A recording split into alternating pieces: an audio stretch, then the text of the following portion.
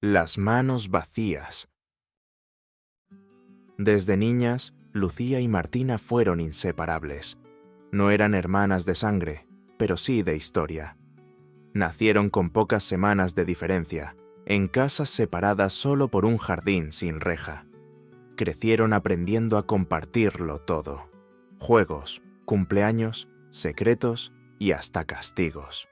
Sus madres decían que eran como el sol y la luna, distintas, pero necesarias la una para la otra. Martina era impulsiva, encantadora, un torbellino de ideas y energía.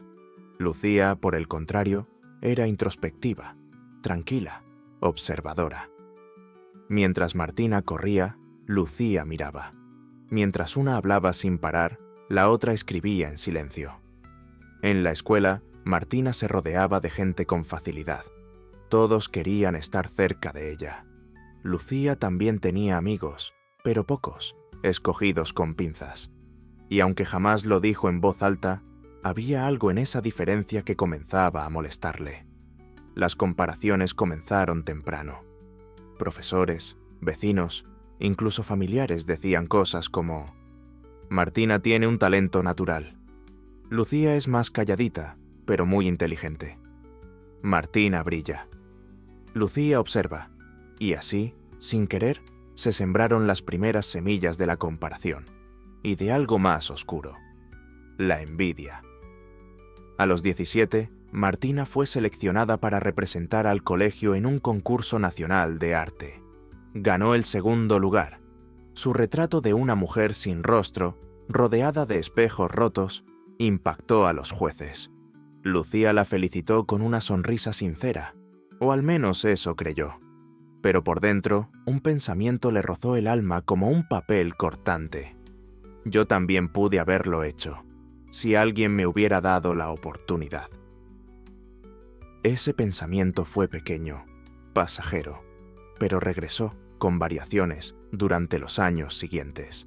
Mientras Martina avanzaba, primero en arte digital, luego en ilustración editorial, Lucía intentaba encontrar su propia voz.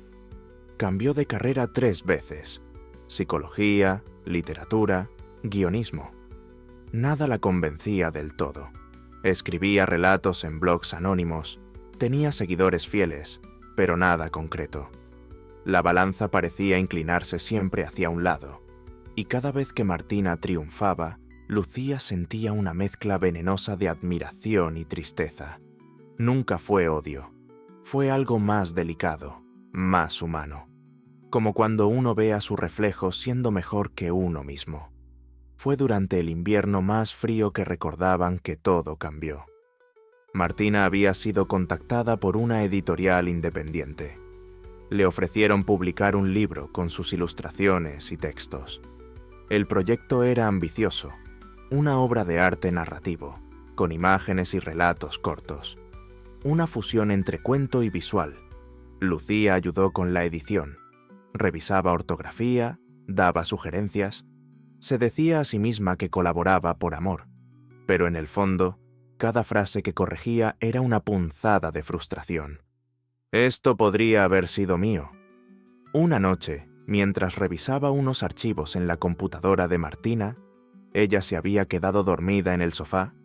Lucía vio la carpeta completa del proyecto, textos, imágenes, incluso correos con la editorial, y entonces lo hizo. No lo pensó. No planificó, copió la carpeta, guardó los archivos y se fue. Durante días no supo qué hacer, pero la idea comenzó a crecer, alimentada por noches sin dormir, por viejas heridas, por la sensación constante de ser invisible. Creó un perfil falso, redactó una denuncia anónima, acusaba a Martina de haber plagiado la obra de una artista brasileña, manipuló fechas, subió pruebas falsas y lo envió.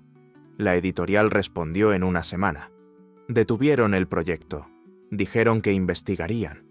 Martina, al principio, pensó que era un error, pero cuando los correos se volvieron más fríos y su contrato fue rescindido, comprendió que algo estaba profundamente mal. Lucía la consoló.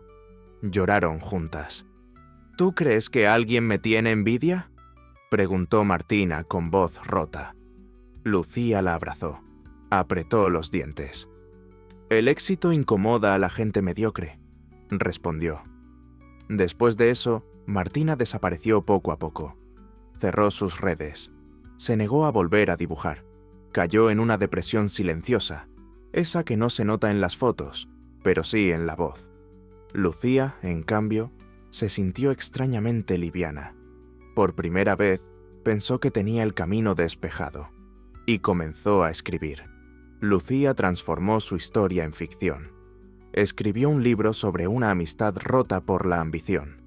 Cambió nombres, escenarios, pero el alma de la historia era real. Lo envió a otra editorial.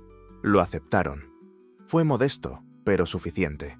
Un par de entrevistas, una pequeña gira local, algunos lectores entusiastas. Por primera vez, Lucía tenía un lugar, un nombre, una identidad. Pero también, por primera vez, el silencio no era cómodo. Las noches eran largas. Los espejos le devolvían una imagen que no terminaba de reconocer. Y el rostro de Martina aparecía en sus sueños. A veces triste, a veces muda, a veces dibujando sobre un cuaderno que se deshacía en llamas. Lucía comenzó a evitar la librería donde trabajaba Martina. Luego dejó de responder sus mensajes. Y por último, cambió de ciudad. Pensó que la distancia curaría el veneno, pero descubrió que la traición tiene raíces largas. 5 años después, Lucía publicó su segundo libro. Fue un fracaso. Críticas tibias, ventas discretas.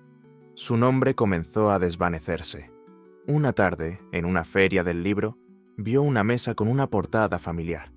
El nombre de la autora era distinto, Marina L. Duarte, pero la ilustración era inconfundible.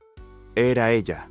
Martina había vuelto, con seudónimo, con un nuevo estilo, pero con la misma fuerza de antes. Lucía se acercó, con el corazón acelerado. Martina la reconoció. Le sonrió, con esa sonrisa que ya no era suya.